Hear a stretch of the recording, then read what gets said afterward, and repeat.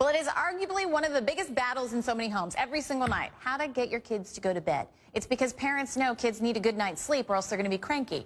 But now new guidelines have been released by the Academy of Sleep Medicine, who say it's also essential to their good health. I want to bring in Dr. Sujatha Reddy, who joins me now via Skype. Good morning to you, Dr. Reddy. I know you're dealing with this as well with a little one because it is so hard to get them to sleep. Let's first start talking about the recommendations.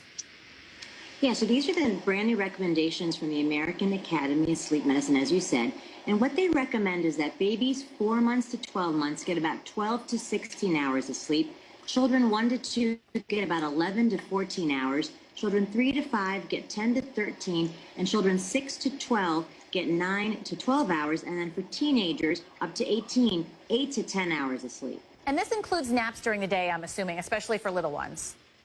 You're exactly right. That's what's recommended over a 24-hour period. So what about for parents that say, I can't get my kids to go to sleep, or they wake up during the night? What are they supposed to do?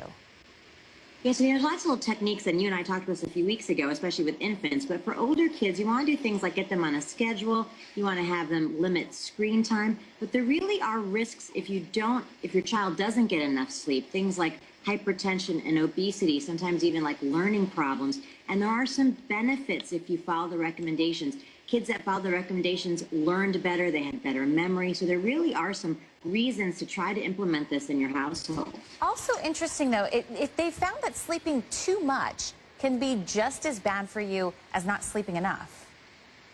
Yeah, there actually were some instances where they found that, especially in teenagers, kids that slept too much had a higher risk of suicidal ideation and substance abuse. Yeah, so you really have to find the pleasant medium. But you should also say that every child, every person is going to be a little bit different. These are guidelines. They're not going to apply to every single person. Everyone's going to have their own variation. And when you talk about some of these big implications, you're talking about obesity, heart issues, as you mentioned.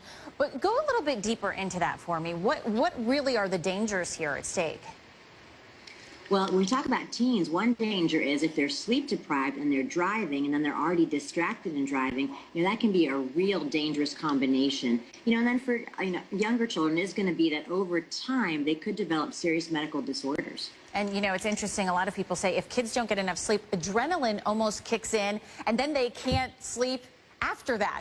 So it's sort of a difficult thing that I know so many parents juggle with. So some great advice. Thank you, Dr. Reddy. Good to see you.